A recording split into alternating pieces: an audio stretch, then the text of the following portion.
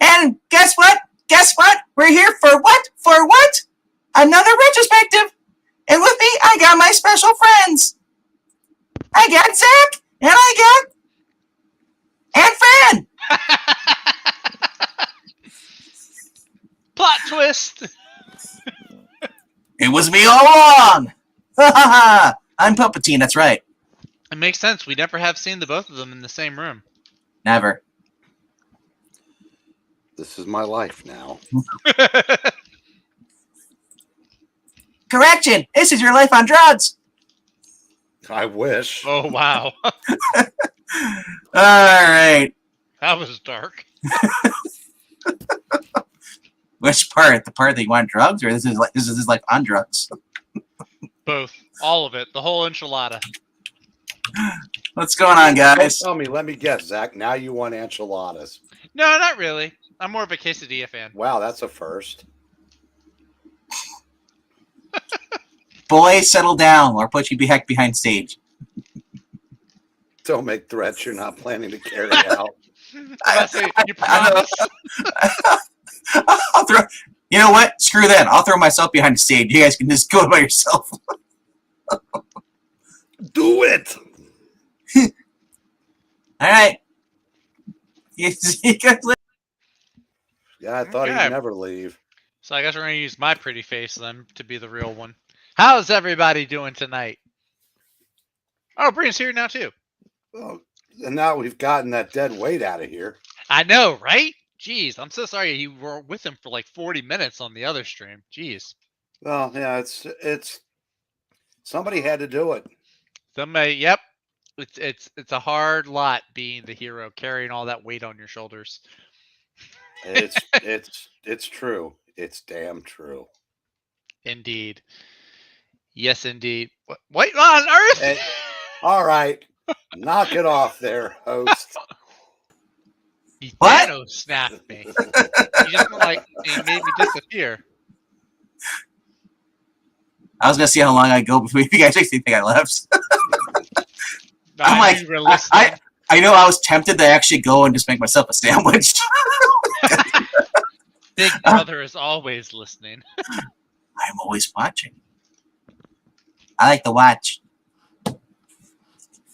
Anyway, so for those who are just tuning in and have no idea what's going on other than you're just probably creeped up because I like to watch. Well, Neither do we. Yeah.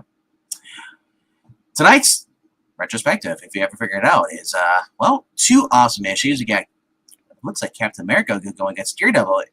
In what? Daredevil. What? Daredevil, the Man Without Fear, number 43.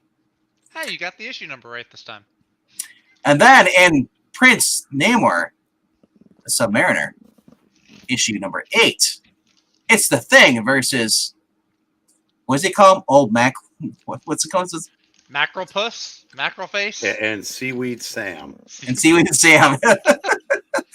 I was going to say Macklemore. Like, that's not right. No, it's not Macklemore. Yeah, Mackerel Puss, I believe, was the other one. Yeah, Mackleface or like, I don't know, yeah. Wow. I don't know which one you want to start talking about first. I imagine we do Captain America first. With Daredevil. I think that's, to me. That was the first one I read. Yeah. Well, not only that, I think I like that one better. Really? Because it was a straight up all action. I mean, not to say the other one, not to mention the other one being great. Not true. There was Stan found time to put some soap in it. In the very beginning. Yeah, it is. And then the soap falls out of the box. Which I actually liked. So normally, like if an issue, I know an issue is just going to be like a brawl, all-out fight issue, I'm normally okay with it. But in this case, I liked where both issues, you had a reason that Daredevil was fighting Captain America, or you had a reason Thing was fighting Namor, although those two can fight over anything and it's okay. Wow. But like Daredevil fighting Captain America, you're like, well, what on earth? These two are on the same side. Like, why would they be fighting? Yeah, Matt Murdock is no Casablanca. That's true. Yeah. He. I didn't even realize this was happening at the time. Are we going to talk about? Story. Are we going to lead off with Daredevil? I think we should lead off with Daredevil. Yeah. Okay. Let's go with Daredevil first. Yeah. Wow. Let me full screen you so you can see that full. The fact that you have that is cool. What is that, like a $20 issue. You got it exactly right. Yeah. Nice. Is that Jack Kirby? It's missing. Yeah, it's missing a little piece right there. It was just the fact that it's Captain America going and it's Kirby and going against Daredevil. I'd say it's $20, but I mean, and now in mint, maybe a little more. It's Mint worth probably more. close Yeah. to 100. Yeah. Yeah. But yeah, being what it is. Yeah, Marvel comics are so. I mean, they're 12-cent Marvel are in the stratosphere. Mm-hmm. You can tell it's Kirby by the way he draws that fist. Yeah. Yeah. The fist and the face, they're very square jawed. But the fist especially, yeah. Yeah, but on the innards, you got Stan Lee. Sex eating in there. Stan Lee writing and Gene Colan on art. And we begin with Matt Murdock working out in his gym, pining away for a love that can never be. And then we get the flashback. Play the violin music in the background. Of Karen is leaving the firm of Nelson and Murdoch because she can't have Matt's love because Matt can't share his world of danger with her.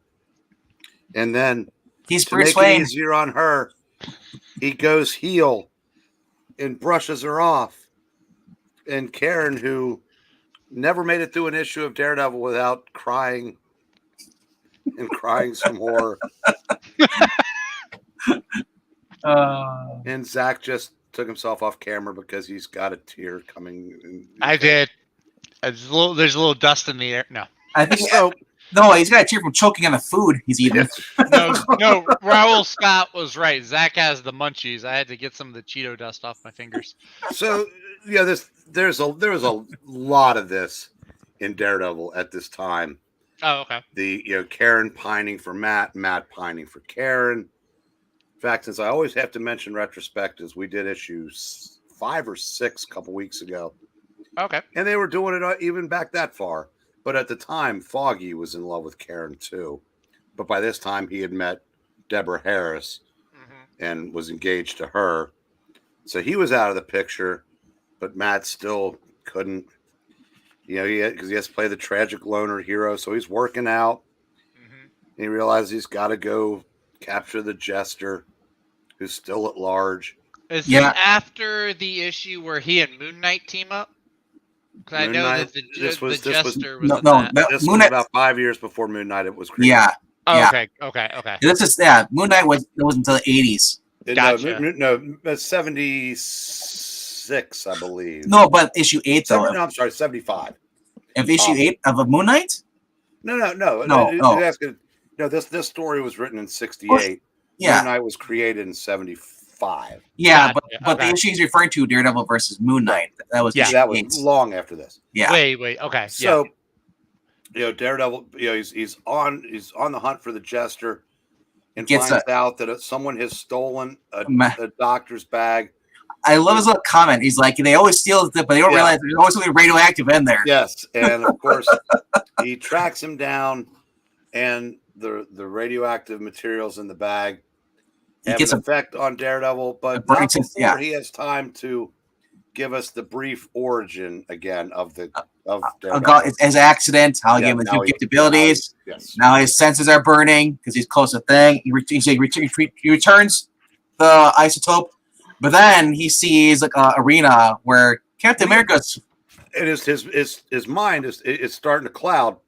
Yeah, and Captain America's at an arena doing a boxing match for charity. Yeah. And Daredevil decides first he's just gonna, he goes, I'll let him have that, and then he goes, oh, wait a minute, if Daredevil wants a fight, so he goes into the arena. He swings it actually over the crowd. Well, before he does that though, the officers, and the cops try to stop him, and he goes, clam up, flunky. If you think you're man enough to stop me, just try it. Yeah, he becomes like Superman on Red Kryptonite. He's just a jerk. Yeah, I mean, obviously his mind is messed up. Yeah. So and like you said, he swings into the arena, and I like that the guy's getting in the ring to fight for charity, and he goes, "If this was real, there's no way I'd get in the ring with that Joe." He's like, "This is real." Who's got all the momentum of swinging all the way in. I'm sorry, that dude is dead. Because Cap says, you could have killed this guy. He's like, and what a crying shame. Yeah. No, he said you could have hurt him. Yeah. No, you just killed him. Yeah, you could have killed him. You could have collapsed his chest cavity or broken his. So they start fighting. Daredevil's getting his licks, and he's like, and I love he goes to punch him, and here comes the shield. He's like, oh, that blasted shield! Look at it. I'm like, dude, your hand's gone. You hit vibranium. It's like punching Superman. Your fist is gone. Now, something that you, Venkman, I've heard you speak of all the time. The speed lines. This book was just chock full of them. Oh yeah, the one-liners. I love them. Going back and forth. Well, I'm talking about that, like when. Oh yeah, the motion lines. Yes. Motion lines. Yeah. And there's the one where he kicks Cap in the head, and the next panel is Cap seeing multiple Daredevil. Show the. Yeah, right. Yeah, it shows like from his eyes, and then you see. Show it on full screen, so they can see it. Yeah. That one. Because he says never throw a guy against the ropes, and he he bounces back like a slingshot. I mean, Cap's dead without the healing factor. Yeah, Gene Colan's pencils in this are very dynamic. Yes, it's Stanley and Gene Colan, and I believe the other one is John Buscema on the other book. Yeah, with Roy Thomas. Yeah, Thomas and Buscema. It's great. Yeah, some real quality. And this is just a good 8 or 9 page battle. Now, as we're getting close to the end, did you recognize the photographer? Yes, our favorite Shutterbug. Yes, Peter Parker, right? Yes, that arachnid. The web-headed scraper defacing, hubcap stealing, apparently. Hubcap stealing, munchie eating, Spider-Man. Yes. But just a little cameo. I was hoping like Spider-Man would intervene, but it's like he just gets a little mention. He's like, "Hey, that would have taken." Oh, yeah, that would have taken. I see. I'm a Spider-Man fan, so I understand. I understand. Look, I'm a Fantastic Four fan, but if you throw all the other 3 members into the Namor thing fight, I think it would take. Are you kidding me? Spider-Man is like Angleton. He'll take over anything. You put him in there. Yeah, it's true.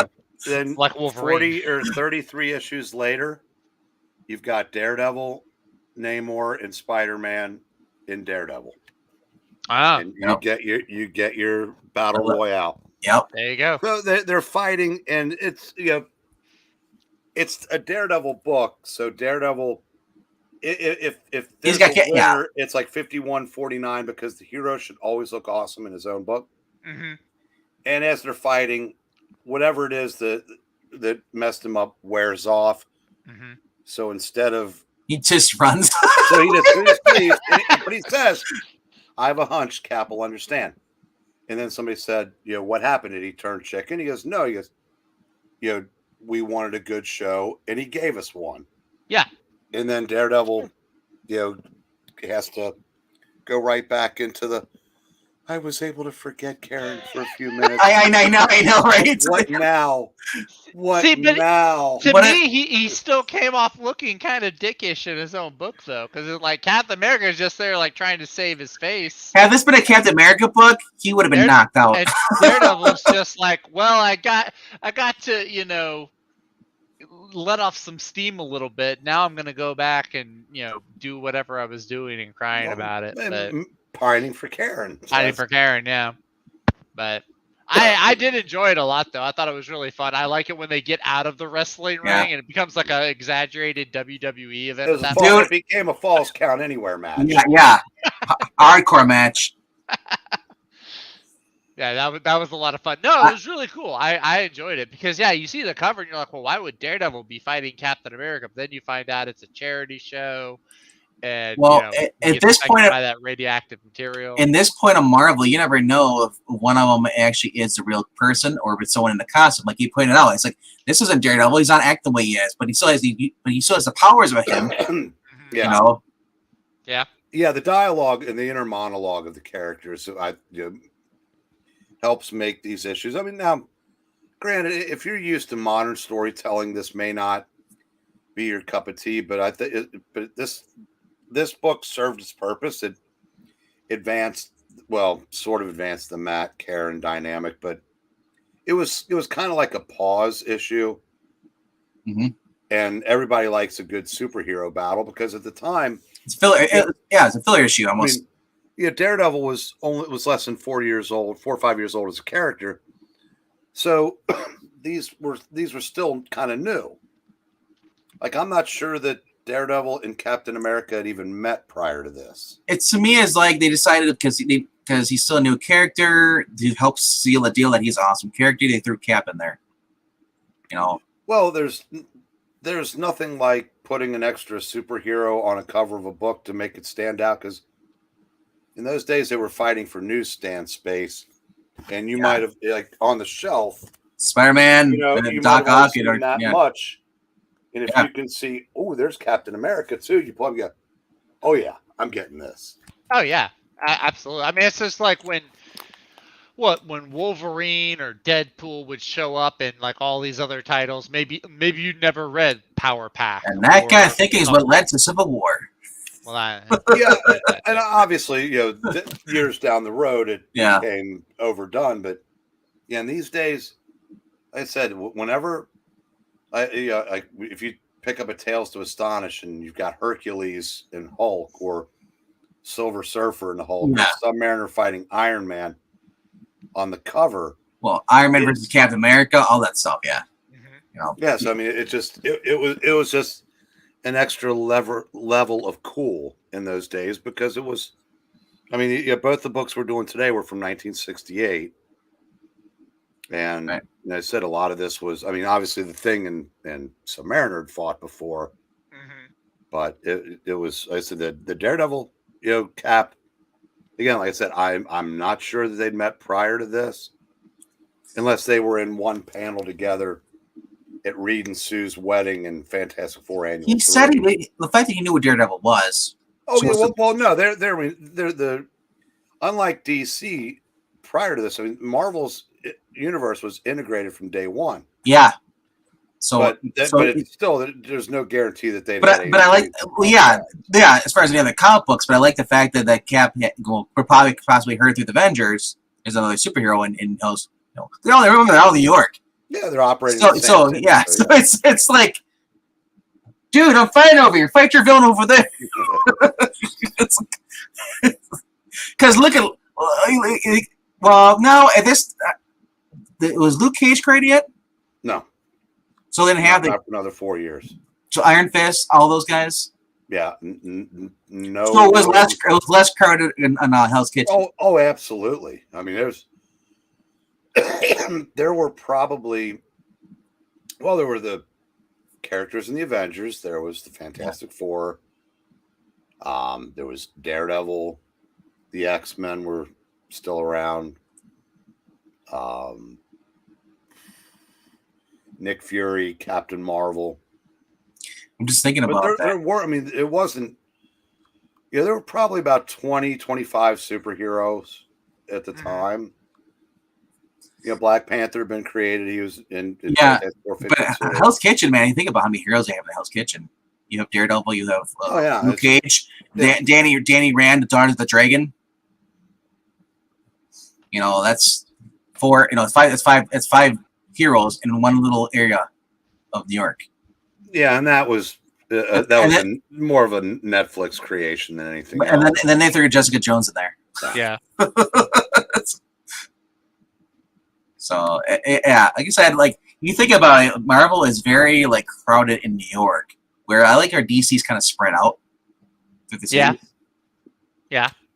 I liked it when Marvel had the West Coast Avengers. The Champions were based out of LA. Yep. Yeah, so Hulk was in Nevada. Or wherever he was leaping in April. Yeah, right. He had Excalibur in Britain. And so, Vank, did you like the story? I like this. It was pretty good. As I said, it was straight to the point. It was like, and seeing him kind of towards the end, he's just kind of like, oh, crap, how am I going to explain this? Run away! Well, that's the thing. In the days before writing for the trades. Yep. You got the whole story. When they said something was an action issue, they weren't kidding. No, like I said, this is straight off right to the point. Yeah. You get the little thing, this is what's happened previously. And this is basically like a filler episode, but like the episode is not it doesn't feel like one. It just feels like, holy crap, this is great. Even Yeah, though it didn't further the plot, you actually got a good story that was apart from everything else. It felt like it was a very good issue. Like if you hadn't been reading Daredevil, this is a good jumping in spot because like they go over his origin, how he becomes Daredevil briefly. Then they go over what's going on in his personal life, Right? so that you're kind of caught up to speed. And then the rest of it is like, the hook, I guess, that gets people in is, oh, by the way, here's guest star Captain America. Here's how they're fighting. And then it leads into the next issue with like a really enticing to be continued Daredevil, a murderer, ? So it did feel like a really cool, like if you hadn't read the first 42 issues, this would be a great jumping on spot for Daredevil reading. By the way, I want to take a second to say hi to MKF30, who is, gracious enough to join us, even though his team has spent the day being treated like they were the Reds or something. American sports reference there for those who weren't following. Sports ball. The Yankees got spanked twice. Yes. Well, actually, they I'd came. love to see it. Well, actually, the first one was 2-1, and then they almost came back in game 2, but Astros got them twice. Nice. Nowadays, I think you would have to because he sold all the original floppies he had. Oh yeah, I used to have them all, but now Omnibus's Epic Collections and Masterworks are the only way I can touch most of those. Right? That's I'd rather spend $120 on a bunch of stories than just one story. Oh, I mean, I would love to have those books, and when I get a chance to get one, like if I get a chance to pick one of these up for $20, I will. Right? But yeah, it's because there's, as a collector, there's nothing cooler than having the book itself. Oh yeah. As a reader, I prefer the trades because they've been remastered and they're a lot easier on the eyes. Yeah. Right. I mean, well, that's like why I got like the Fantastic Four book is like I don't want to go hunt down 15, 16 issues. I just want sometimes I can get it all in one. Even if you could find them for $1, that's the kind of title that there's no comic shop in America. Mm-hmm. Well, if you can find them in stock somewhere, they're left over from when they were out. I have the black. When they were originally released. Yeah. So what I originally did before going into they started doing the Epic Collections, I had the original ones, newsprints. So if I find a book I really like this, I'll go and get it. That's good. That's like a good that, issue. Just that cover alone, man. Iconic. I mean, there's a perfect example right there. Amazing Spider-Man. Yep. The first 100, actually any issue, for Gwen being killed, which is 122. Yep.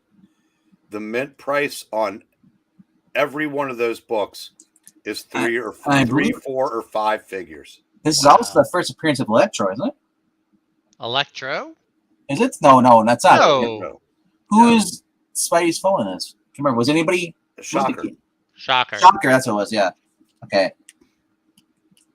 I was getting confused because remember the Electro. When they show him, it's like it spells his name out. Yeah. But it's so. I mean, I said that's Spider-Man. 151. I think you picked up for what, like 20? $20, but that's reasonable. And it's got a line going through it, but I don't care because look how this awesome that looks. That's like $60 in mint. Yeah. And that book came out. I mean, that was like 2 months before I bought my first new comic as a collector.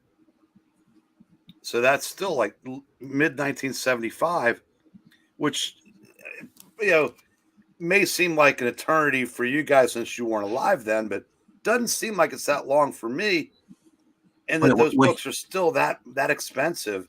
I'm not going for a punchline here. I'm saying it. Well, I'm just saying all those issues of Spider-Man are just so expensive. Mm-hmm. Well, is there a reason why he's the front of Marvel? He's the flagship. No, he's the flagship character of the comic book industry because he's the most popular with comic book collectors, but he's also far and away the most popular character of speculators and investors, which has made it suck for collectors. It does. Like I said, it's one of the reasons why I when I got the collection. You talking about those things? I have. I'll pull it out. I have got this little collection here. It has all of them. Yeah. One through five. Yeah.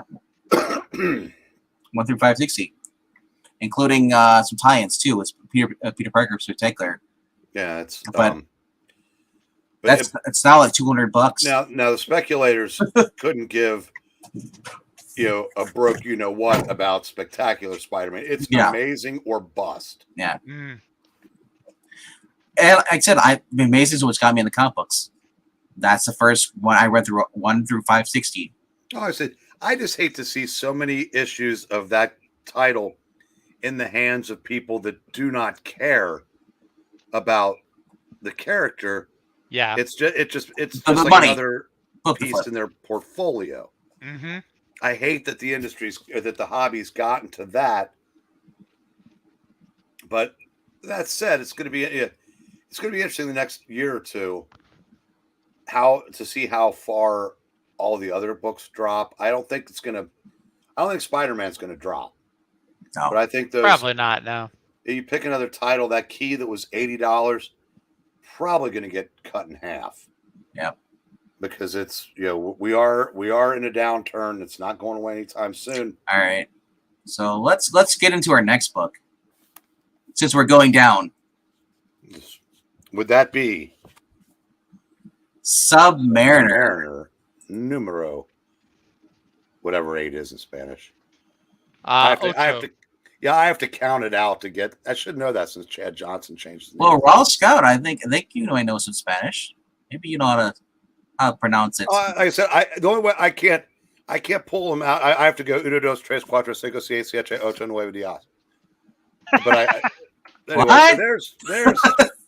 there's the issue we are going to be talking about. Yes. Now, I still like this, but I like the other one. I'm more a sucker for Daredevil. Now, I've never been a fan of Namor, but this gave Namor kind of like it's just a little love story, like a little sad love story, and it's reading the third perspective. Let me monologue for a moment. Take it away, It's Mysterio. time to monologue. Is it? I think so. It is. Get ready for an eternity later. Namor is the character that's probably been written poorly as much as he's been written well during his time at Marvel, because people can't decide who he is. And a lot of times they default to him just being a prick with nothing to him but being a prick.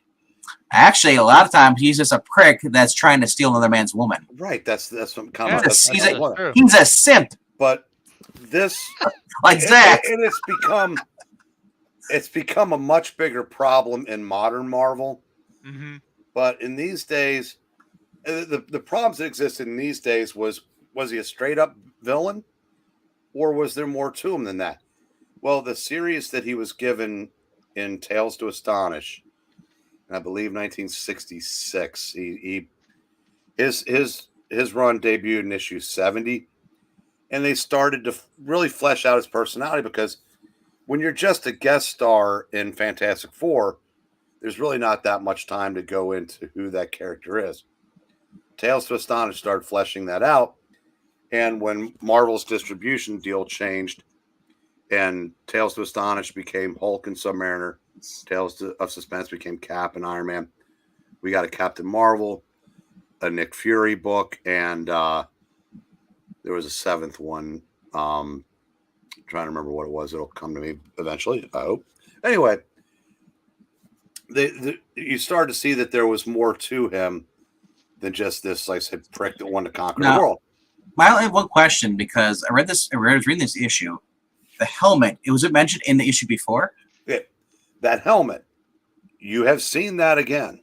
Serpent crown? It's this. It evolved into the serpent crown. Okay. That's what I was wondering, because wow. Sense. I don't know how it sprouted snakes when it became the serpent crown, but that was just like the prototype for that. And yes, because in the issue before, I believe Paul Destin was either a rich businessman or a politician. He went crazy under the influence, and he was able to fight Namor almost to a standstill. And then he ended up, taking a header out the window and died, and that's where this story begins. That's what I thought of. Like when he described how the guy went crazy putting the helmet on him because there's so much power, couldn't control it. I was like, that's a super crown. You can't control it. Wow. So I was right. Nice. Marvel used to be good with keeping all those little pieces of the puzzle interlocked. Because I'm like, I've seen his helmet before, but it looks familiar. But I'm like, I don't remember looking that way. And actually, I thought wasn't it green when they turned into Super Crown? It evolved. It got color swapped, like everything else in Marvel. So, yeah, this one begins with, it's basically the story's told by a woman who we don't find out until the end of the story who it is. But one of the things from the issue before is Dorma who this was at a time when Namor was actually in love with her and not Sue. That's another thing that writers, like I promise you, all the writers that have him trying to steal Sue don't know this character ever existed. But that was his true love. But they had to get her they had to get the medicine to her to allow her to acclimate to the surface world. Okay. But the cops are trying to prevent him from leaving, and so he gets past them, and they work out a way to sneak him out. I like the bit with a cabbie saying, "If I'd have seen him, I'd have clobbered the bum." And then, why am my hack moving? Oh, I want to show you what's my favorite part of this whole entire issue is look at this, guys. We're getting to that. I know, but I'm saying this guy's got a stogie in this. It's awesome. Yeah, I'll let you build it up. We'll go back to it. No, so they get Dorma, to Diane Arliss. If that name rings a bell, she is the sister of Tiger Shark, and eventually the wife of Walter Newell, Stingray.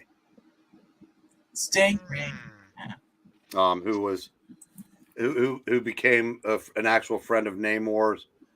And when Namor was first in the Avengers in the Stern run, one of the things that when Hercules realized how basically Submariner become a shell of his former self, and he was like scouring the seas to get seafood for dinner, and Hercules said, this isn't my boy. So he picks a fight with him to like get his juices flowing again and get a little bit of his arrogance back.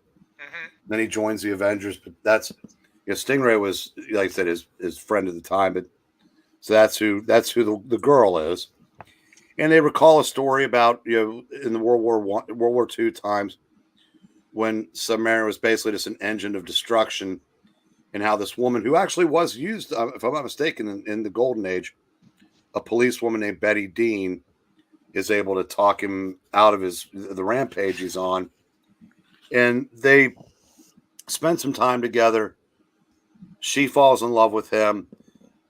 But this is where like the two stories that we did tonight kind of have to. But it's a love that can never be because he is a man of Atlantis and she's a surface dweller, even though he's in love with her. So that's. Oh, these troubled heroes. And he finds out that he finds out on the radio that the crown is going to be turned over to a group of scientists, and he can't have that. And so, of course, they contact the Avengers, and they contact Fantastic Four, and then the Thing appears. Shows up at his little thing. He's on a little. He's got like his own little sky cycle almost. Yeah. That's when we get to Venkman's favorite part. It looked like a sky treadmill. That's what it looked like with the Flash. Well, Reed probably whipped that up in an afternoon. Yeah. So he's explained the situation, how they've got to get this to the scientists without Namor. Yeah, because that's why they need a superpowered escort. Give it a little read there. In short, you want me to handle your hot potato so nobody important gets his hands dirty. And if old Pointy Ears shows up, I get to waltz around with him as a bonus. Go ahead, Zach. I gotta be the Who from Whoville. Please, Mr. Grimm, that's not it at all. Have a cigar. Don't mind if I do. This is more like it. I'd take on the whole Atlantean army for a good stogie. Anyhow, I'm just on the way back at HQ now that Stretcho's busy playing Papa. You see that? He'll do anything for a good stogie. Marvel, remember this. God, I just love that. The whole he's blowing smoke rings too. F Marvel. Yeah. It's like hear the light going. I was expecting a stogie to come out of Breen's mouth. Yeah. I should have picked one up. Who needs a pack of cigarettes? I gotta smoke one of these a day. So the thing's flying his little thingmobile, and Namor's hanging out in the pollution-infested waters of the Hudson. Why don't you just show his little flying machine? Because it's just I feel like we're doing injustice. Just show that thing off. That's awesome. Here we go. Yeah, literally like a little flatbed cart. So Namor takes to the skies and runs right into bed. With his wings on his feet. Yes, and now it's on. Did you see what he said though? I could wait here on this filth, like the river. It's like here he is, environmentalist. I wish they'd quit polluting the water as much as they pollute the air. I was like, really? Comics were real big on pollution in the late 60s. I mean, they worked that into every story they possibly could. Yep. Especially involving, Submariner, because someone was always polluting the water. So they basically, just like the Daredevil issue, we get a knockdown, drag out brawl. And my favorite part of the issue is when they crash through the building. Oh yeah. What a revolting next panel development. Next panel. This is. Here, show it on. That was my favorite one. Yeah, he's like, I didn't think this through. That sucks. I shouldn't have knocked him off the ledge. Yeah. So that's that is just such classic, cartoon tropes where they're fighting, and all of a sudden they're going through, or they're going through the walls. It's like there's always a lady. It's like here's like your showers in her shower or nebula just screaming. Ee! And then there's the next as they're fighting. Yeah, he says, I must reclaim, my helmet. He goes, your helmet, huh? Funny, I don't remember seeing your name tag on it. And he goes, because enough but all chatter. It's time for me to, apparently monologue, but corrections, Seymour. The only time it is clobbering time. And I love it. And then the next page where we get the hippie.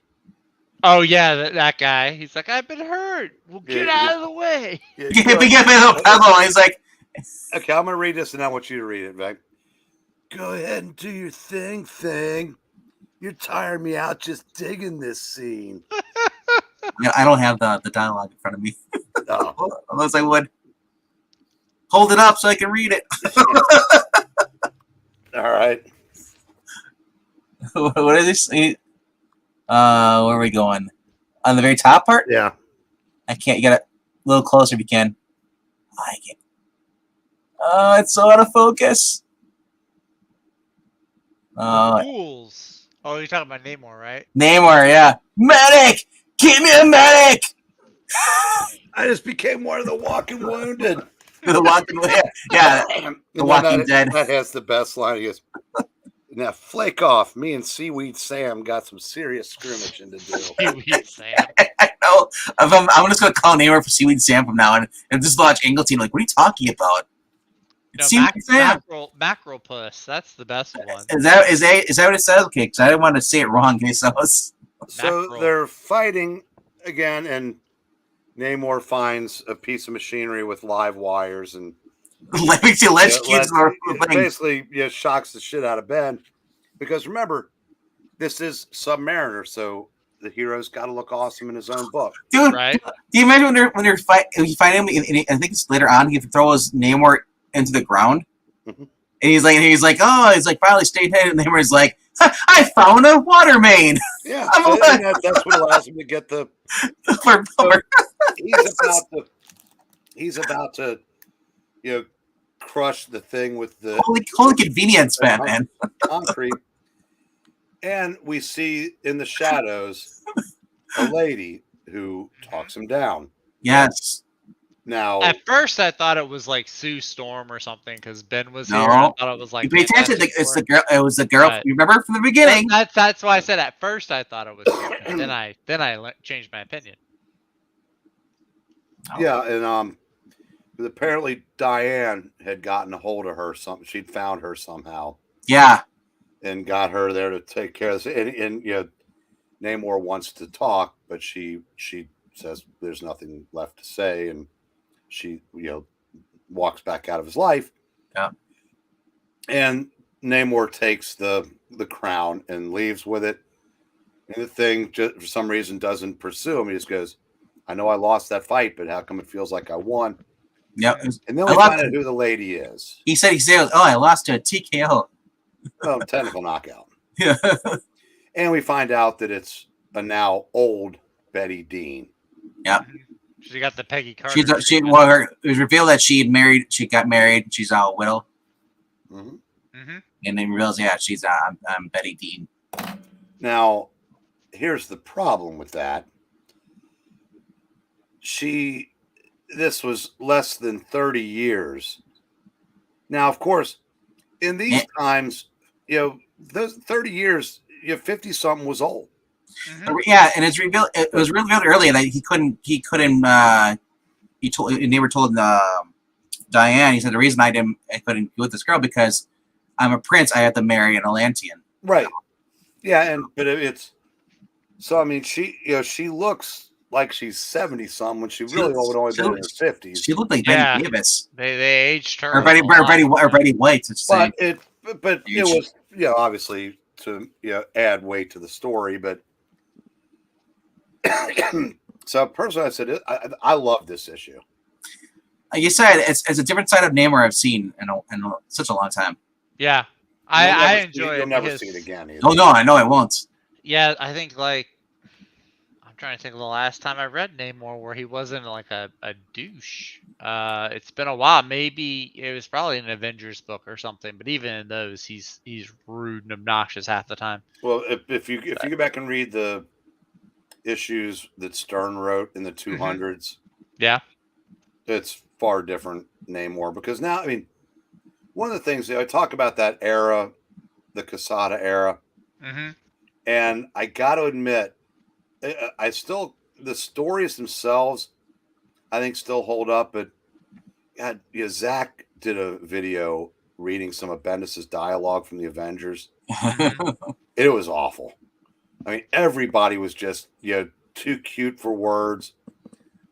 But one of the things they got obsessed with Namor stealing Emma from Scott.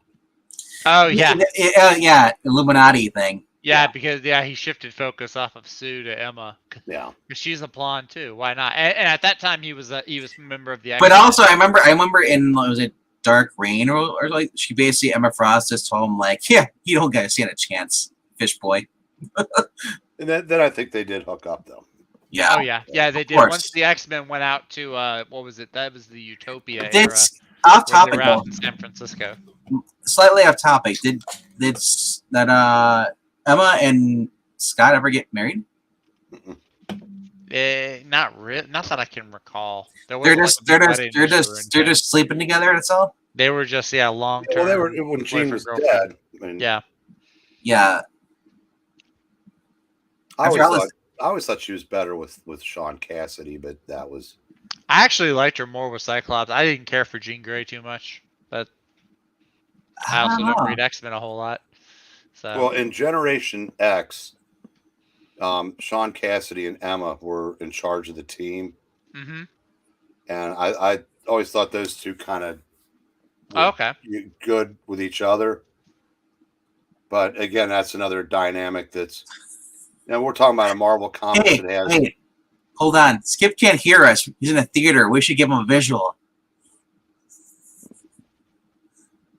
Huh? Skipitosh, he's watching us. He said we can't hear us because he's in a theater.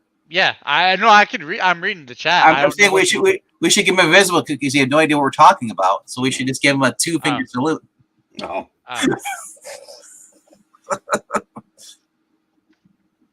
But yeah, no, I did really like this issue. It's always anything I get a chance to read the thing.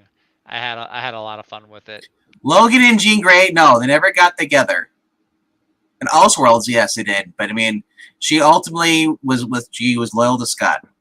Now, yeah, said by 1968, the Marvel characters were they'd kind of found their footing, and I think that was a really good, one of the pivotal years for Marvel, because that was the year that they expanded their line, and yes, and like I said, the characters were starting to become who they were going to be. Because in some of the it was after the growing pains of early issues of the characters. So these characters were fully formed by then, and I said I love reading books from this era. I'm glad you guys indulged me this week. Yeah, no, this is a lot of fun. All the classic issues, early stuff. I think a lot of people talk about Stan Lee, but people don't actually like go over the books that he actually wrote. Well, yeah, in fairness to those people, at this point, unless you are a lifer or a historian, it's so his writing is so far in the rearview mirror. I mean, hell, it's been 50 years since he was a regular writer on a comic book. Oh yeah, the 80s, right? No, early 70s. 70s? Oh, that was early 80s. He stopped. No, he did a book here and there, but by 1972, when Cadence Industries bought Marvel, and Martin Goodman was told that they were going to make his son editor-in-chief, but they went with Stan because Stan was the guy that did everything. I mean, he wrote all the books, he did all the college lecture tours, did all the promotions. I mean, he was Marvel Comics. No one knew who the fuck Chip Goodman was. Who's that? Exactly. And so, but by that time, his duties made it impossible for him to continue writing. He said duties. I am working with children. Is it nap time yet? but yeah, so it's, I mean, that's just old people stuff to most people reading comics today.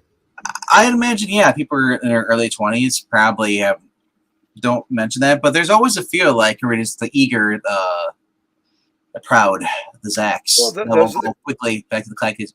Because I'm 37, dude. I'm 37. I just got into the older classic stuffs. Mm-hmm. When I was in my early 20s, I was reading Present and back issues. Be damned, I wasn't going to touch them.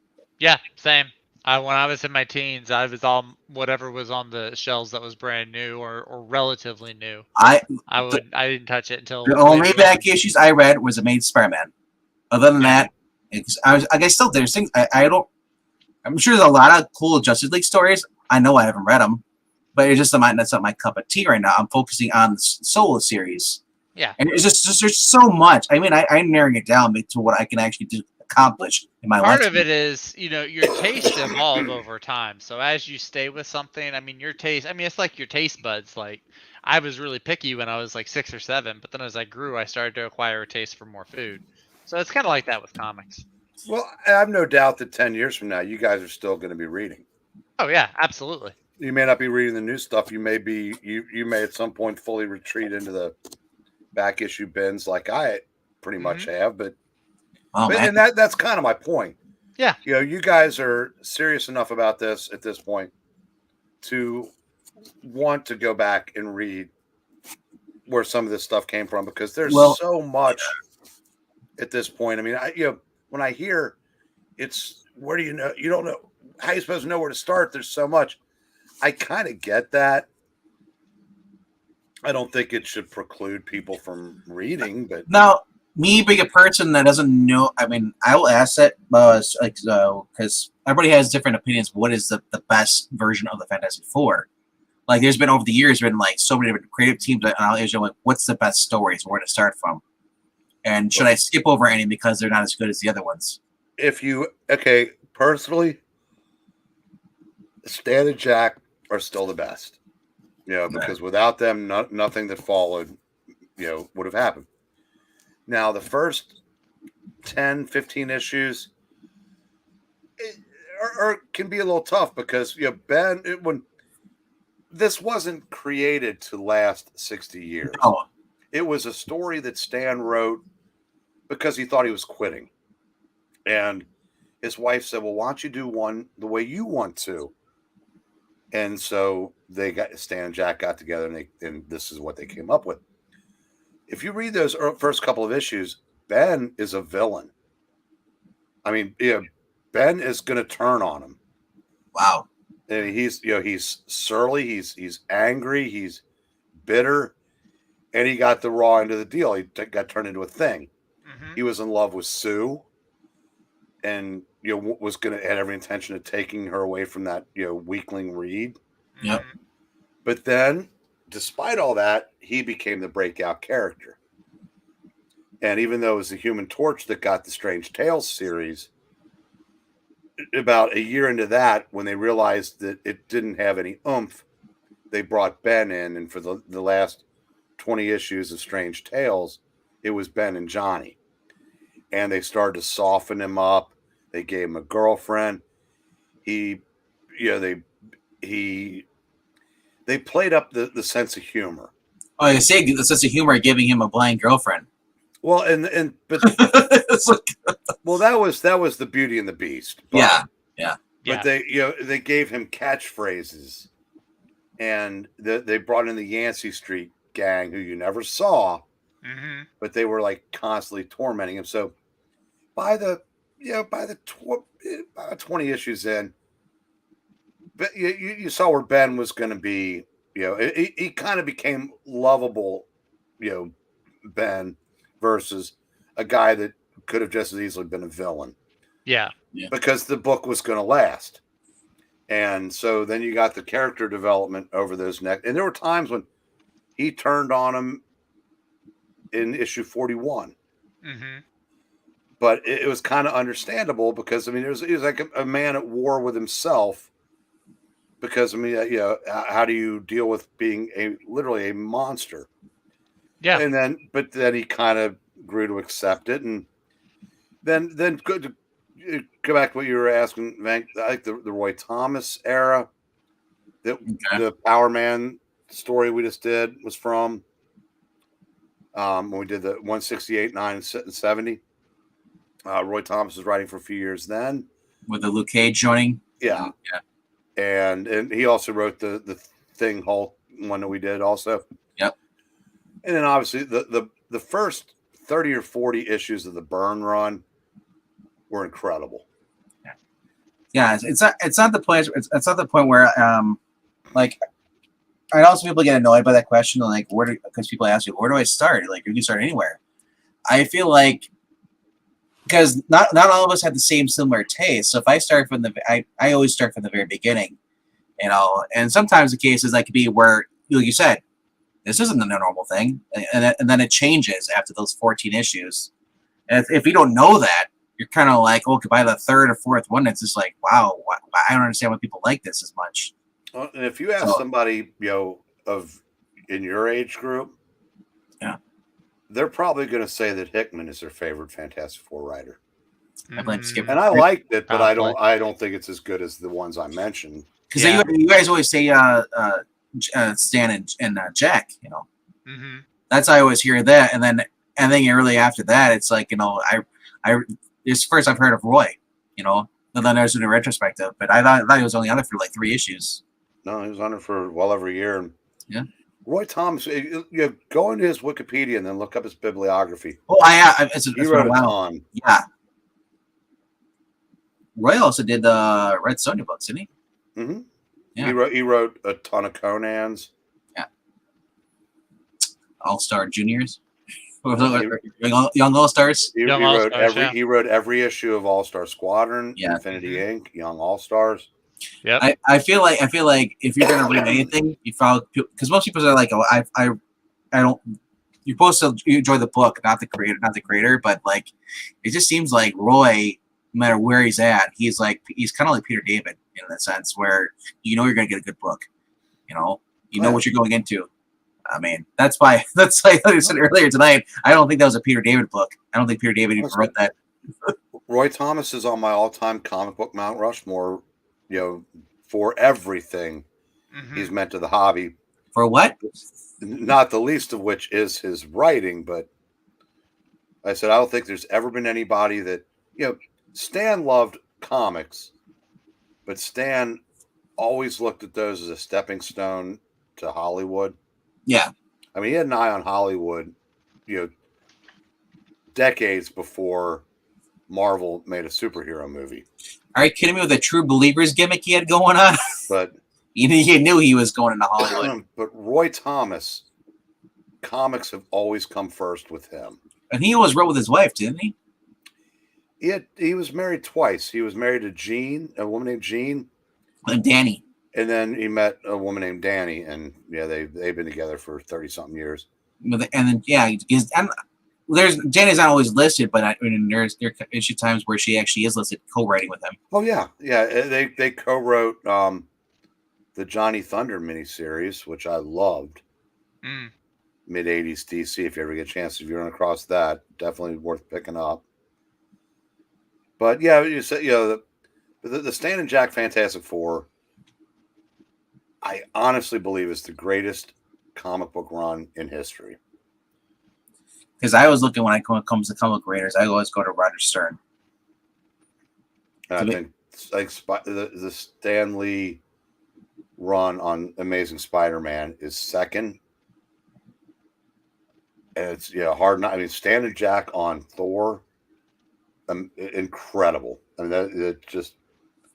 But yeah, I mean, I said, Marvel wouldn't have survived, become the giant that it is today without Stan and Jack. Were it not for Stan and Jack. I mean, the books, the world they created in the '60s was just incredible because, I mean, there were the three characters that had been that were around in World War II, even though the Human Torch was a different one. Namor and Captain America. I get that, but Jack Hammond in the was originally. Jim. Or sorry, Jim. You've heard it both ways. Yes. But the DC characters had a full 20-year jump on Marvel, more like 23 years. Yeah. And within 10 years, Marvel basically had passed them and have never looked back. DC was already going in the early 50s, or late 50s. They were they Batman and Superman were created in the late 30s. They went through the 40s with Wonder Woman. Because the superheroes fell out of fashion before Marvel. Before I think it was they Timely before Marvel? Was that, or was it Atlas? It was Marvel, Timely, Atlas, then back to Marvel. I think is the order. Okay. Because I remember, the one before it became Marvel in the early 1960s. That was Atlas. Yeah, Atlas they showed their superhero stuff. They were only doing the horror stories and the Cowboys and Indians, right? And romance, and where DC was still doing their superhero stuff. Well, after World War II, the only superhero titles that were still being published were Batman Detective, Superman Action, and Wonder Woman. Yep. And World's Finest. Then they added the books they added weren't more superheroes, they were Jimmy Olsen, Superboy. And then after the Wortham trials that created the Comic Book Code Authority, everything was so homogenized that you couldn't do horror anymore. The romance books basically just, instead of actually having some bite to them, it was more just about the girl pining for the boy pining for the blah blah blah. So DC thought, or National, maybe this would be a good time to test the waters on superheroes, because you had Aquaman and Green Arrow as backup features on Adventure Comics. I don't know how many people even knew who they were at the time. And then they retooled retooled the Flash as Barry Allen, changed his costume, changed his origin, and then that got the ball rolling. That then you got Green Lantern, the Atom, Hawkman, and then the Justice League and Brave and the Bold 28, and that's kind of what got Martin Goodman never met a trend he didn't want to follow. And when DC started getting traction with superheroes again, he wanted his own superhero team. And problem was, he didn't have any. He only had three characters that hadn't been seen in years. They've been published in the 50s, but they weren't really. I mean, it wasn't Steve Rogers, so you had to add some more too. But I've said this before. I don't know if to you guys, but National approached Martin Goodman and offered him $15,000. They sit down for the rights to Cap, Namor, and the Torch. And Martin Goodman said, "I don't need the money. I'm already rich." Probably the smartest thing he ever did, and then because he wasn't using them, but he didn't sell them either. And for whatever reason, I said, luckily he had money because he had a magazine empire, I believe. So so that luckily he didn't do that, because who knows what would have happened had he done that. So the characters that were around, I mean, we had I think Hawkman and joined the Justice League, didn't he? In the early At some Justice League? point. Yeah, I think he was first reintroduced in Brave and the Bold 34, I want to say, which would have put that in like 1961, give or take. I'm trying to think, because he had Batman, Superman, The Flash, Aquaman was created. Well, yeah, Aquaman, and Martian Manhunter had been a backup feature in Detective Comics. Yep. And they used him in the original Justice League. Yeah. Like I said, Hawkman hadn't been brought back yet. No, but he was soon to be brought back because, like I said, and then I think Gardner Fox was actually writing for the Justice League books, wasn't he? Early issues, and he wrote early issues of Green Lantern. Didn't create him. No, I can never remember the guy's name who did, but Martin Novell or something like that, I believe. Yeah, but obviously different Green Lantern. But we're way off subject now. That's okay though. Well, that's kind of what these retrospectives do. Is we veer off into little history lessons. I mean, they fire the little neurons or synapses in your mind, and you start to remember things. It's where Zach's like, I can sit back and I can just learn. Pretty much. I just have to sit here and look pretty. It's a fascinating hobby. I've always thought that. I mean, there's a reason why I've stuck around for almost 50 years. Because no one else will take you. No, and there's that.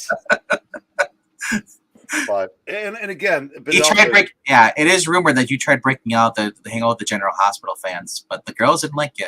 That's not true. That's okay. I was getting it done in the rec room at Northern in 1981. But that's kind of to bring it back to a point I made earlier. Yep. You can see somebody like me having a reverence for those early Marvels.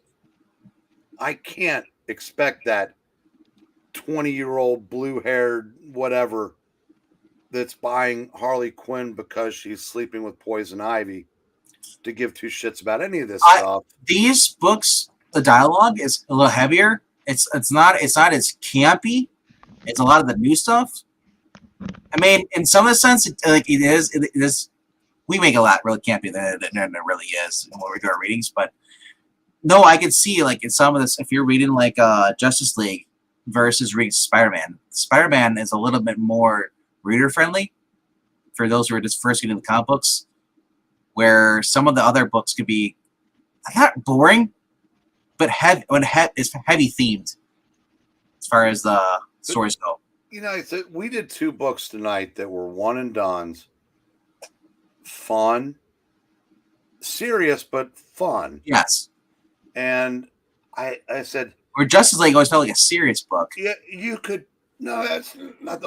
No, that wasn't where I was going with that. I was to say that No, even if new comics didn't have a political agenda that I disagreed with, just the way the stories are told are so much different from what I like better, which is stuff like this, which are stories that matter but don't. I mean, it's make believe. well, like I said, my point is that a lot of kids getting into or do not want when they even if they do see the older stuff.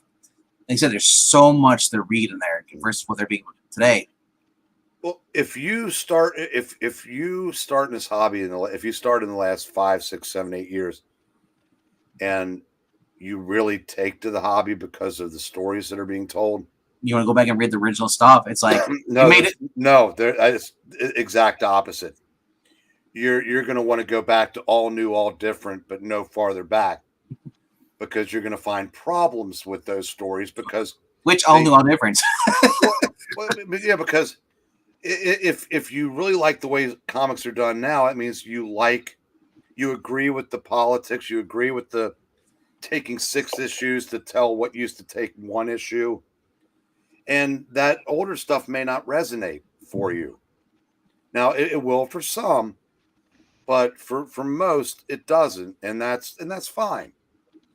I said, because they can't, you can't take away that old side. The only thing that bothers me is when people just automatically assume that you like the old stuff because there's no black people or no gay people. No, there's also no Bendis word salad. There's no 6 issues to tell a 1-issue story. There are word salads in a sense where if you don't like reading a lot, but I do agree though, as far as Bendis word salad versus getting like not Stan Lee, but like actually no, you take it back. Some of that cosmic stuff, those stories like I think Silver Surfer, or some of them are really heavy dialogue narration. Yeah, but it's not. It's not Whedon-esque cutesy speak. No, it actually serves to a point, and it actually explains what's going on. So if you missed the past couple of issues, it tells you this is what's going on, and like I said, it's also pertains to that issue as well too. Do you know what you never get in a Stan Lee book? Hey, look at Spider-Man. He's got toilet paper stuck on his foot. Hey, did you see that? Do you remember that one time when he was like, yeah, but I remember that. Oh, tee-hee, I've got toilet paper stuck in my foot. Oh, I just went caca-poo-poo. That's the word salad. I would love to have Web Ahoy. No, we really don't. I know. But like I said, though, he made his quips, but they weren't like forced quips. Like, yes, some of his jokes were like kind of lame, but they were like, you still got to chuckle them as a reader. These new writers trying to write Spider-Man with the quips, like they don't realize he's not just all jokes. He's more heart. He's serious. He's fighting. Stan got it. Roy got it. Jerry got it. Roger got it. Dan doesn't get it.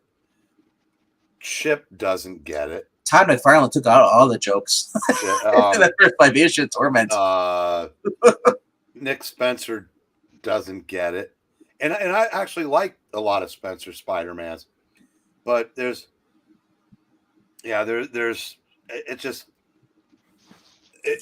good Spider-Man humor is decades in the rearview mirror. Yeah, Marania, I agree that they're meant to be that like that. Shakespearean biblical terms of dialogue. But Silver Surfer was Stan Lee's mouthpiece for his personal politics. Stan Lee was a classic liberal. Yep. And the Surfer espoused that, whether he was talking about, famine, pollution, crime, war. And this was where Stan got to cut loose, because here's the thing. He knew that it didn't fit any of the other characters. Modern writers, will just put their politics in any character, no matter be they male, female, gay, straight, cosmic, human. Stan, gave him, he allowed himself, he afforded himself the luxury of speaking through the Silver Surfer, a newer character. Well, that's the thing, yeah. Is that you had one character, and it was if he started talking like this, it was because he was written that way all this year. It wasn't just randomly saying, "Oh," and just you're talking, all of a sudden, and then next thing you know, he's just giving you like a dictionary explanation what's going on, and then he goes back to being funny again. It's like, what? So, but that's and that's another thing. I said, most, with few exceptions, modern writers cannot separate their politics from their writing, or everybody sounds like the writer instead of the character. E talks about all the time. They can't find the voice of the character because they're too busy inserting their own voice, and that's that's the thing. Yeah, so when you're dubbing over, it's like some of these translators, English translators for the mangas, putting their own crap into the book because they don't like what the character says. They'd rather put their own 2 cents in. Some of these guys make Batman sound like a teenager, or Wonder Woman sound like a teenager. You know what? The last time I've heard Batman actually sound like Batman wasn't even a comic book. It was a Batman animated series. Some of the DC animated series movies I have Batman is just playing Batman. He's not where he's just a teen drama star now. Like they're trying to have him. Oh, Catwoman, I love you. Oh, is that what we boring you? Oh no! I'm just reading the chat. Okay. Hello, chat. The chat's reading you too. But I don't even know why Ash didn't show up for this one. I don't know if he's read these. He probably hasn't read it though, and they say, "Well, nobody told me about it." Well, yeah, you also have to invite him, so that might be why too. He's always been invited, but we gave him a standing invitation. I told him he should probably show up next week because I'll be out of town. I'll be at a wedding rehearsal. So I said, "Oh, did you talk? By the way, did you contact Frugal?" I did. We just got to figure out a time. Well, why don't we do that first? Because I know, Cap has an early. And if he has a book, I'm waiting for him to reply back to me. Well, we're doing Avengers 4. That's the purpose of this. Yeah, I know. Yeah, Captain America. Yeah, I said it. I told him. Yeah. I can't do anything if the Frugal just ignores me after that. Once I met send him messages, just fill his inbox. Hey, I never liked him anyway.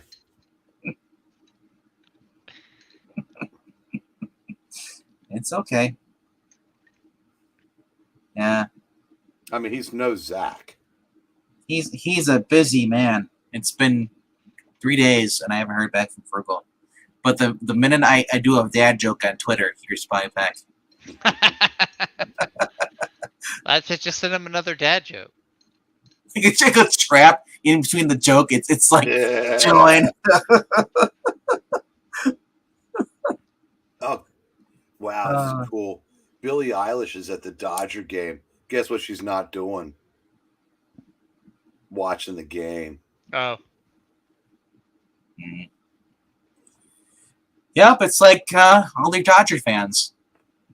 They're not Dodger fans. They're just there to say, hey, look, I'm here. I'm a celebrity. Well, the front row usually is. Same as the Lakers. But it was cooler when you could look on the field and see Tommy Lasorda hanging out with Frank Sinatra. That does sound cool.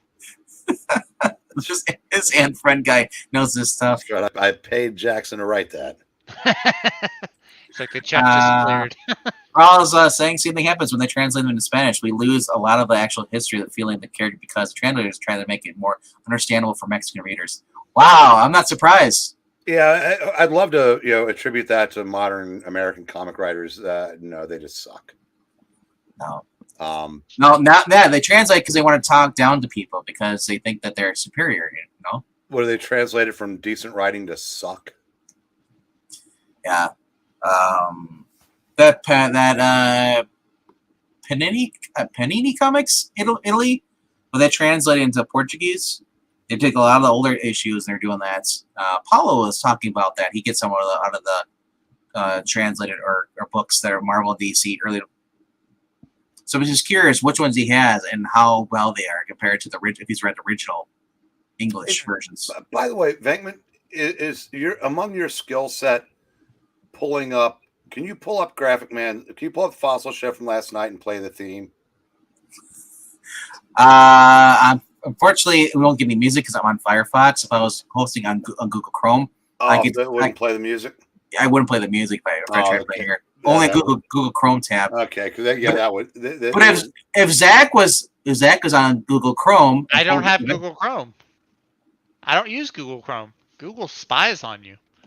The whole internet spies on you. But what you're dude, you think that you're using a browser? Well, then why aren't you using Google Chrome? Because I had a portable graphic card for 14 years. Okay.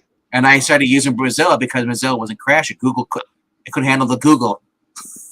I've been using Brave for like 2 years now. I'm not gonna download Google just and mess up my whole internet. I get those commercials for like DuckDuckGo where they're playing the police song. I'll be watching you, and they have that guy with the Google shirt over everybody's shoulders. It's accurate. I kind of feel like we should start. I mean, I love doing the Marvel DC stuff, but I would love to do a Brubaker book. One of them. Out of all the books you've read. But the thing is, though, again, this is kind of like comic history class. But listen to me. I'm not saying Brubaker as far as Radcliffe and Sean Phillips. I'm saying Brubaker in Marvel or DC. Well, those aren't very old, but though. Yeah, they're not very old. That's kind of the point of this. Oh, poo. Everything's older than you. You can do that, and you can do that after I'm dead. And I love Brubaker. I think that's. Hold on a second. Yeah, that 3, 2, 1. That next knock on your door, it may be me, or it might be the Grim Reaper. Who knows? I mean, if you really want to come here, that's your problem. The next knock on my door. Brain, you can come, but you can't leave. But like I said, I mean, I think the Brubaker Captain America is I think the best story of the 21st century. But the purpose of this is the stuff that you otherwise would never, get to. Yeah. So we've done now a Daredevil story and a Namor story. Mm-hmm. What other Marvel DC characters have we not done yet that are classic that have good stories we should talk about? I would like to,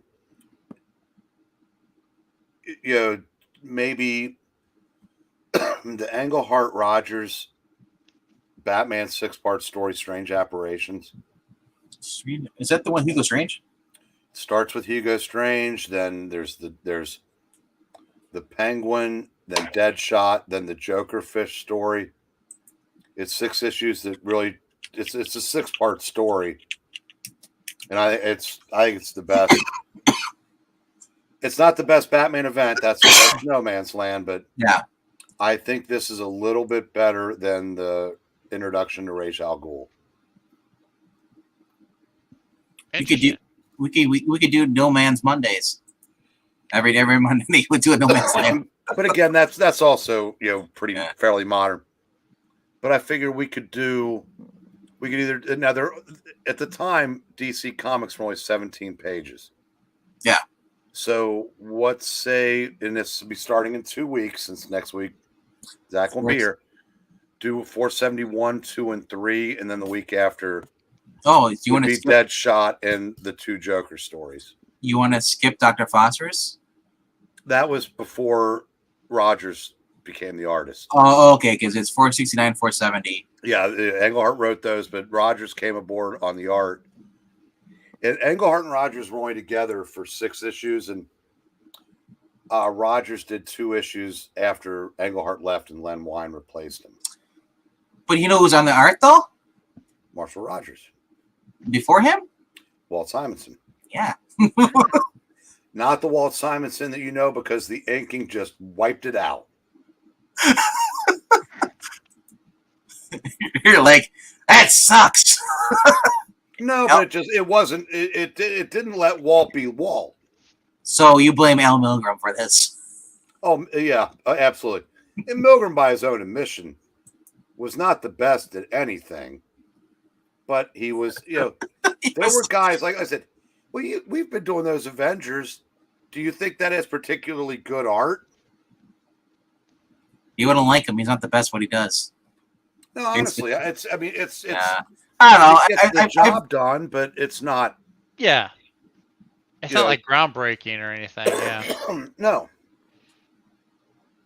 But Englehart and Milgram must get along really well because they've worked together a lot. Wow. So you up for that, Zach? The first sure. 3 in 2 weeks, and the second 3. What were those issues? They were Batman's. Yeah, Detective Comics. Detective Comics.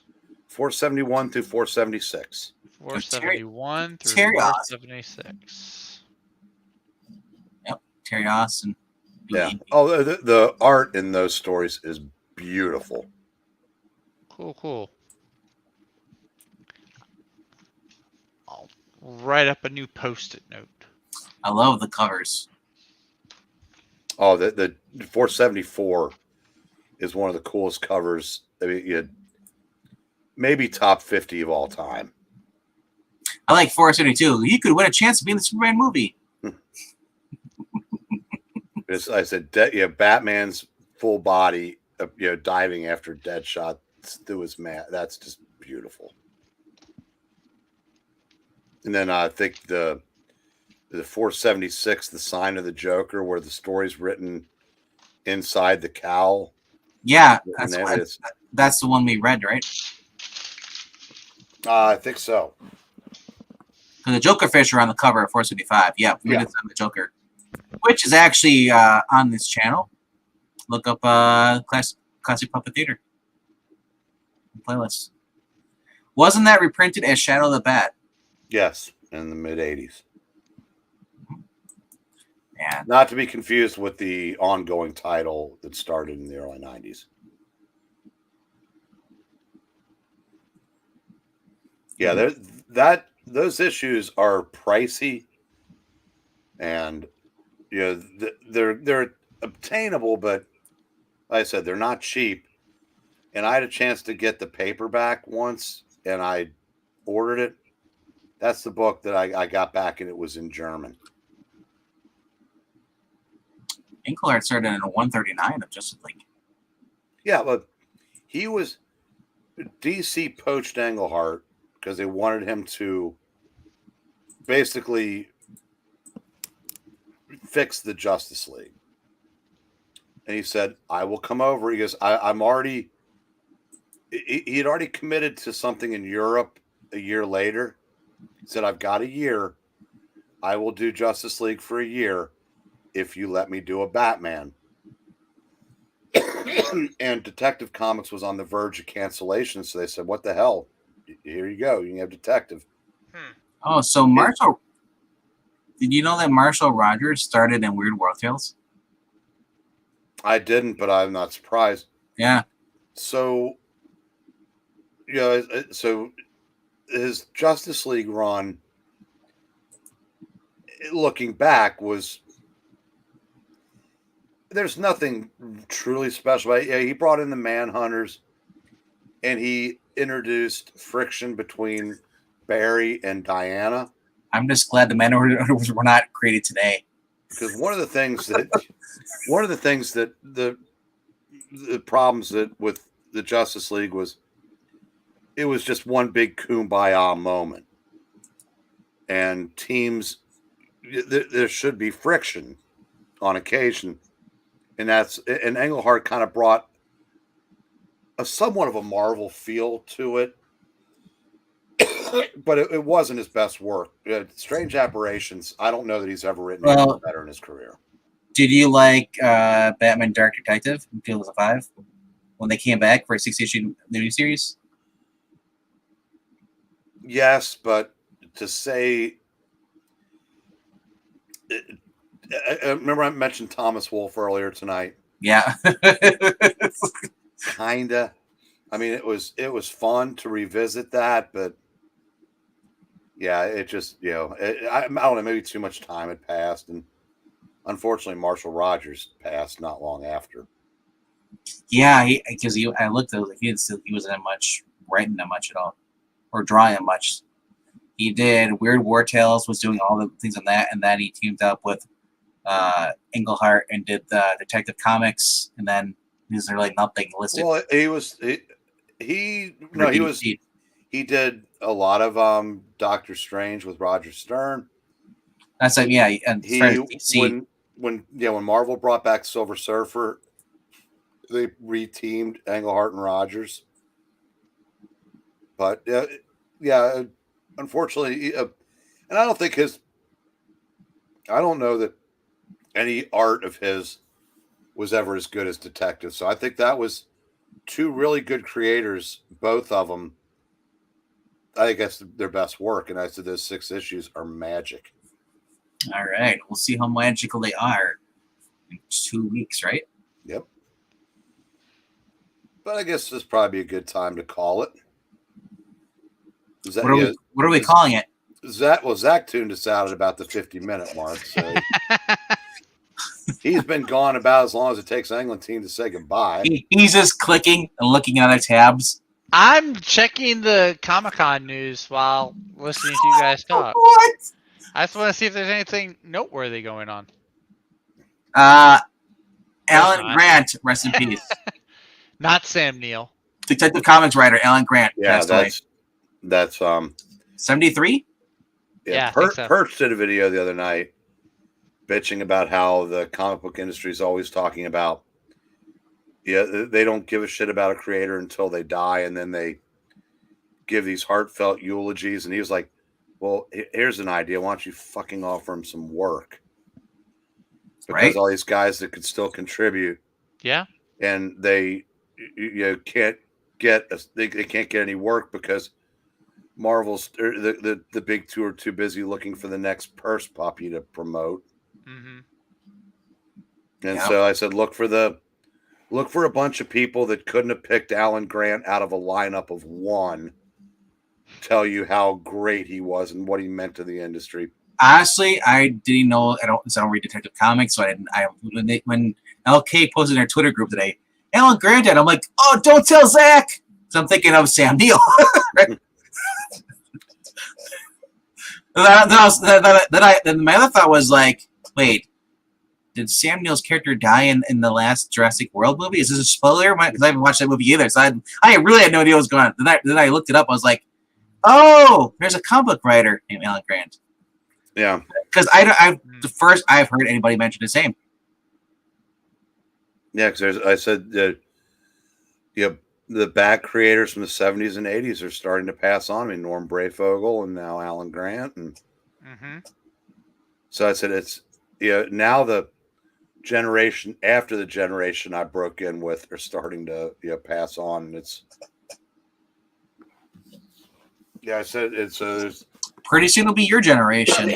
Writers. It would be nice. Yeah. Well, it would be nice if the industry would recognize that these people still have something to offer. Yeah. But this is the industry that told Walt Simonson that he's really good for a nostalgia issue here and there, but yeah, but we're going to go ahead and let Vita Ayala handle the writing. Yeah, Walt Simonson did have I believe he had a story in that Thor 600 or whatever that was. Yeah, So my point is, when I read his story, it was better than Cates has done in the past 3 years. Well, yeah, but that's what he's saying is they'll bring Walt Simonson in for like a special appearance, but they won't give him an ongoing. I'm just saying it proves his theory that they're better. Well, I think one of the reasons why the industry won't is for that very reason. Because though it's the quickest way to expose the shortcomings of you is to let somebody better than you, back in your. That's why Ram V's off of Kettleman. Well, that's why Venditti's got no work right now. That's why they got rid of Dan Jurgens' Batman Beyond because it was better than the crappy ongoing. That that Amazing Fantasy 1000, and they ignored all the great Spider-Man writers that are still alive. Mhm. Yeah. Then that's again, it's this industry it's just broken.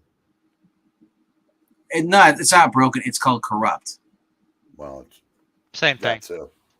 6 one way, half a dozen the other. But I could, I said I could bitch about this all night. I'm going to choose not to.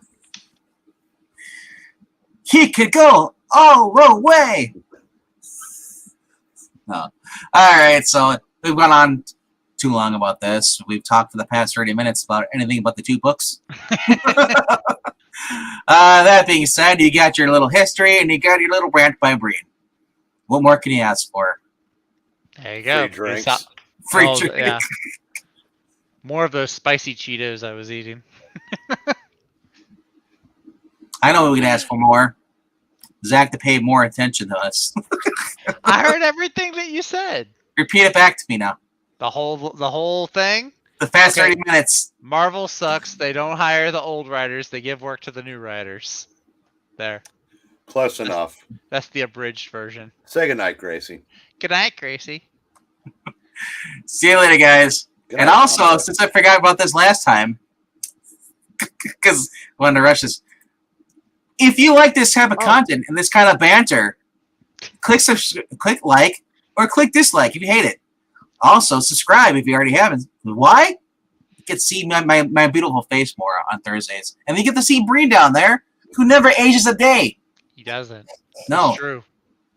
He's Breen Mortis. I'm preserved.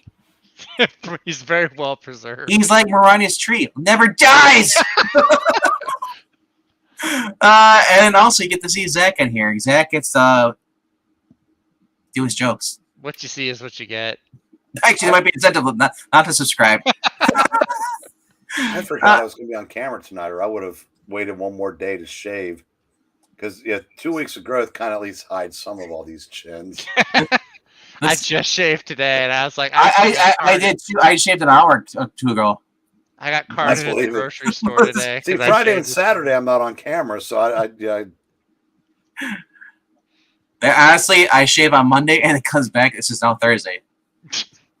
Oh, if I had my mom's side of the family, I'd be like you. Yeah. Fortunately, I don't. So I mean, and I'll Me have to it. see, not here. That's one lesson my parents drilled into me when I was young. Be seen and not heard. I was too loud as a kid, apparently. And if you haven't done so, so pretty. we do on the Ko-Fi bin. If you can help out the channel, the money goes towards us. We do our readings on the channel. We pay for the Marvel reading app as well as the DC app. Both of those are quite a few, almost half a paycheck. I mean, if you're living in a van down by the river, but Down by the river. think about it: $60 for this, $70 for that. It's 100. It's 130. Yeah, right around 142. Right? No, that's off. You talking about for the year? Yeah, for the year. Maybe. Yeah. Regardless, both of them are close to $200 each. Yeah. Other than that, if you want to get the Ko-Fi links going, it's going scrolling down the bottom. If you want to donate $1 or even $5, it helps out the channel. Or if you just don't feel like helping out the channel, that's more than welcome too. And for $20, Zach will straighten out his hair.